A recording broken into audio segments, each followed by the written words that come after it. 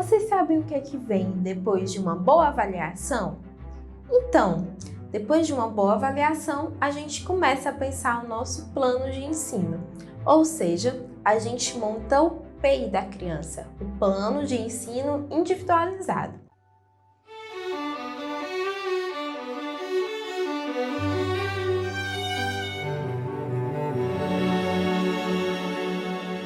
Então, como é que a gente pode elaborar um bom plano de ensino individualizado? Primeiro, vocês têm que pensar que, como a gente falou na avaliação, na aula sobre avaliação, cada criança é única. Ou seja, a intervenção precisa realmente ser bastante individualizada. Para isso é que a gente faz uma avaliação bem detalhada e rigorosa sobre quais são os comportamentos e quais são as peculiaridades de cada indivíduo, cada cliente que a gente vai atender. E a partir das informações que a gente colhe, a gente começa a montar o plano de ensino individualizado. Então, a gente pode falar sobre o plano de ensino individualizado como, por exemplo, um triângulo invertido, onde na parte maior, na base, vem a avaliação, que é onde a gente colhe todas as informações de todos os lugares que a gente puder. Então, quanto mais informação a gente colher na parte da avaliação, melhor para a gente colher os dados para ir individualizando aquele ensino. Então, nessa fase, a gente precisa colher informações de diversas fontes, até para conseguir ter mais dados para fazer o relatório, o plano de ensino individualizado. A partir daí, a gente começa a afunilar para menos comportamentos, né? Vai selecionando primeiro comportamentos-alvo, que seria o segundo passo para montar o plano de ensino individualizado. O terceiro passo seria desenvolver os objetivos, né? Depois de selecionados os comportamentos-alvos, a gente precisa saber quais são os objetivos de curto, médio e longo prazo para desenvolver um bom plano de ensino individualizado. E através desses objetivos, a gente começa a desenvolver as lições, que são a última fase do plano de ensino individualizado, onde a gente vai realmente montar os programas com todas as informações para aquele cliente. Então, realmente, a gente parte de um monte de informações da avaliação, depois diminui para selecionar aquele monte de informações. Quais os comportamentos são relevantes clinicamente para a gente estar trabalhando? Desses comportamentos, a gente afunila mais para aqueles que vão ser nossos objetivos de curto, médio e longo prazo, para só então a gente começar a desenvolver as lições e os programas de ensino para o indivíduo que a gente vai atender. Então, depois da avaliação, na fase de seleção de comportamentos-alvo, a gente vai começar vendo quais são as habilidades que são essenciais para aquela criança aprender, quais são os comportamentos essenciais para a criança aprender e quais são aqueles comportamentos que estão dificultando mais o desenvolvimento daquela criança, que estão afetando diretamente a qualidade de vida do cliente, do paciente que a gente está atendendo. Então, como é que a gente faz isso? Tem alguns critérios para a gente saber quais são os comportamentos-alvos. Daí, a gente já parte para um conceito chamado CUSPs comportamentais. Os CUSPs comportamentais nada mais são do que aqueles comportamentos que devem ser selecionados, que são básicos para a criança aprender e que são essenciais. Por que os CUSPs comportamentais são tão essenciais?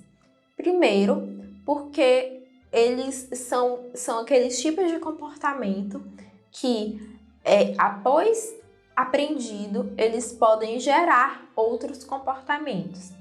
Então, a gente chama de um comportamento generativo, ou seja, quando você aprende uma coisa, por exemplo, quando você aprende a falar primeiro o som, a primeira palavra, a gente começa a associar a junção de desses vários sons para começar a formar as palavras e associações e começar uma comunicação funcional, por exemplo. Então, os primeiros sons, as primeiras sílabas que a gente vai aprendendo, as primeiras vocalizações geraram a conversação, né, a conversação e a habilidade de falante mais elaborada. Então, a partir daí, a gente percebe o quanto esses comportamentos podem gerar outros comportamentos.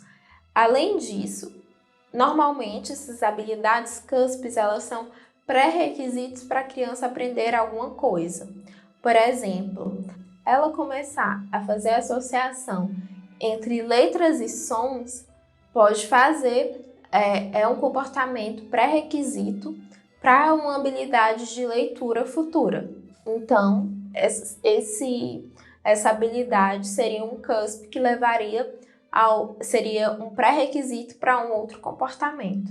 Então, existem algumas questões que refletem sobre se essa habilidade é um CUSP comportamental ou não, ou seja, se essa habilidade ela pode ser incluída como um comportamento-alvo para a gente montar nossos objetivos de ensino e de intervenção ou não. A primeira questão que a gente vê é: será que essa nova habilidade ela vai fornecer acesso a novas situações, a novos comportamentos, a novos reforçadores, ou seja, se o ensino daquela habilidade em específico, aquele objetivo em específico, aquele comportamento específico, ele vai gerar acesso a habilidades, a brinquedos, a novos outros reforçadores, ao acesso a um reforço social, interação com outra criança,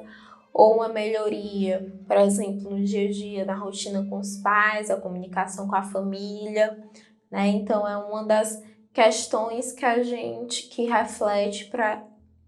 precisa refletir para saber, né, se esse comportamento é um comportamento-alvo ou não, né? Se ele gera acesso a novas aprendizagens, novos contextos, novos ambientes ou novos reforçadores. A segunda questão é se essa habilidade é importante para o indivíduo naquele momento. É a questão da validade social. Naquele momento, né, naquele momento em específico que a criança está passando, ela precisa desse comportamento para auxiliar no seu dia a dia, seja na escola ou com os familiares? Se sim, é mais uma questão que pode ser que esse comportamento seja um comportamento-alvo de intervenção. Se não, a gente precisa refletir mais sobre as outras questões. A terceira questão é se esse comportamento, após aprendido, ele vai gerar outros comportamentos. Se aquele comportamento ele é generativo. Então, como eu falei para vocês, o comportamento generativo é aquele que, após aprendido, pode fazer com que a criança tenha outros repertórios além daquele aprendido.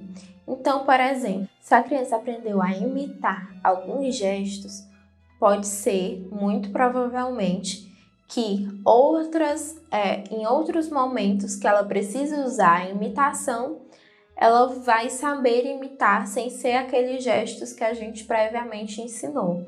Ou seja, aprender a imitar alguns gestos em específicos vão fazer com que a criança gere outros comportamentos de imitação, como por exemplo, imitar uma dança, uma coreografia, imitar uma atitude dos colegas ou uma atitude dos pais. Ou seja, vai gerar outros comportamentos que não aquele previamente ensinado. Outra questão que a gente precisa pensar quando está ensinando, né, quando vai selecionar os comportamentos-alvo, é se aquele comportamento em específico que a gente está selecionando vai competir com comportamentos inadequados.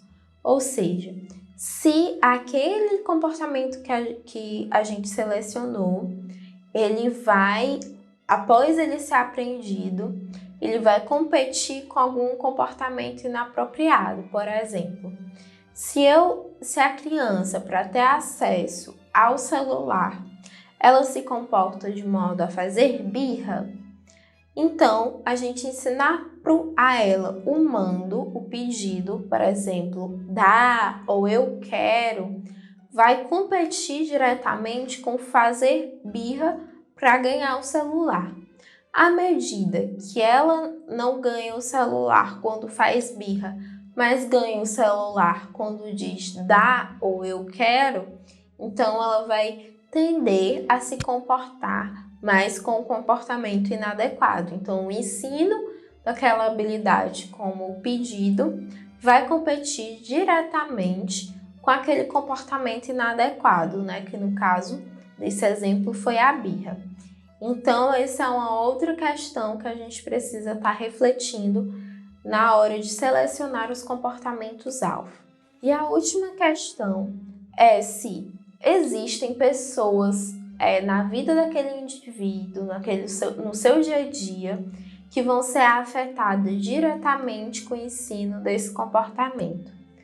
Como, por exemplo, se você ensinar para a criança a comunicação funcional, né, um comportamento de comunicação funcional, como nomear o que ela está sentindo, por exemplo. As pessoas no seu dia a dia, né, os familiares, as outras pessoas na escola, as outras crianças ou as outras pessoas que estão envolvidas com o cotidiano daquela pessoa que a gente está fazendo intervenção, ela vai ser afetada pelo ensino dessa habilidade? Então, é uma outra questão que a gente precisa estar levando em conta na hora de definir as nossas prioridades da intervenção. O que vai ser os comportamentos-alvo. Como eu falei para vocês, é normal que na avaliação apareçam muitas coisas para a gente intervir. Por isso, a necessidade de diminuir essa quantidade de coisas, selecionando essas prioridades, que são esses comportamentos-alvo. E alguns outros, né, acabam sendo afetados, mesmo que não diretamente, por essas habilidades que a gente priorizou, que a gente está ensinando. Justamente por ter essas questões, né, relacionadas aos CUSPs comportamentais. Porque só o ensino daquela habilidade, ela vai afetar todo o contexto de vida da criança. Logo, o próprio ensino daquela habilidade, ele vai acabar de uma habilidade específica, de um comportamento específico, dentre vários, ele pode afetar, né, em cadeia outros comportamentos que estão ao redor, que não diretamente aquele que a gente selecionou. Por isso, a importância de refletir sobre todas as questões na hora de selecionar os comportamentos-alvo. Então é isso, pessoal. Nessa aula a gente aprendeu sobre como selecionar comportamentos. O segundo passo dentro do plano de ensino individualizado, a gente já aprendeu sobre o primeiro, que é a avaliação no módulo passado, e o segundo passo é justamente esse, de selecionar os comportamentos-alvo.